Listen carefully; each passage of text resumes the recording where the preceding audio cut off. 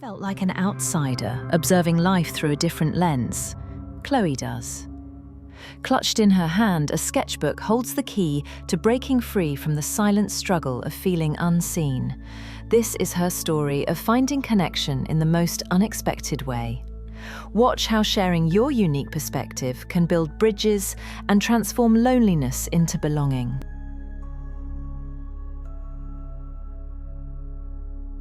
Chloe sat stiffly at the long wooden table, her small sketchbook clutched tightly in her lap. The restaurant buzzed with laughter and chatter, but to Chloe it felt like a foreign language she couldn't understand. Her colleagues talked about weekend plans and TV shows, topics that floated above her head like clouds she could never reach. Anxiety tightened around her chest. She forced a faint smile as her manager, Jenna, glanced over. Chloe, you're so quiet. What are you working on over there? Panic surged, and Chloe's first instinct was to hide the sketchbook, to retreat further into herself. But the exhaustion of pretending, of hiding her true self, was heavier than her fear.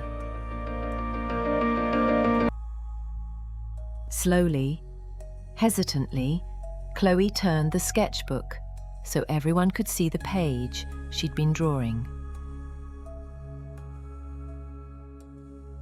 There, in playful, swirling lines, was a caricature of Jenna as an octopus, juggling 8 ringing telephones. The drawing was funny and just a little sad, a perfect reflection of the chaotic energy Chloe felt in the office. Silence fell over the table. For a moment, no one spoke. Then a chuckle escaped from Liam, the usually serious accountant. "Oh my God, that's hilarious," he said. Next, Maria, the ever-cheerful HR representative, grinned and said, "Can you draw me as a melting ice cream cone?" Something remarkable happened then. The sketchbook passed from hand to hand, each person adding their own silly. Drawing a tired cat carrying coffee cups, a superhero in a business suit, a snail with a laptop. The laughter grew louder, warm and genuine, melting away the awkwardness. Chloe felt her chest loosen, the tight grip of her anxiety easing. She wasn't a social butterfly now, and maybe she never would be. But the oppressive feeling of being an outsider began to fade.